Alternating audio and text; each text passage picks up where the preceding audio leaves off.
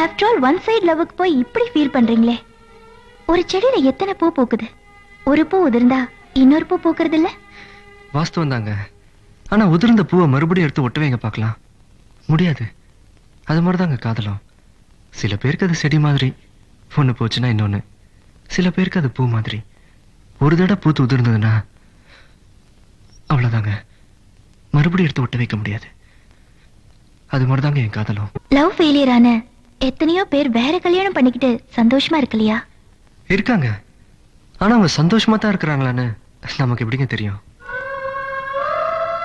எங்க லவ் ஃபெயிலியரை வேற கல்யாணம் பண்ணிட்டு வாழ்ந்துட்டு இருக்காங்களே, அவங்க ஒவ்வொருத்தர் நெஞ்சையும் தொட்டு சொல்ல சொல்லுங்க பார்க்கலாம். என் மனசுல அந்த பழைய காதல் இல்ல, எல்லாத்தையும் மறந்துட்டு வாழ்ந்துட்டு இருக்கேன்னு. நிச்சயம் முடியாதுங்க. 100 வருஷம் ஆனாலும் எங்கோ ஒரு மூலையில அந்த முதல் காதலை வந்து ஞாபகப்படுத்திட்டு தாங்க இருக்கும்.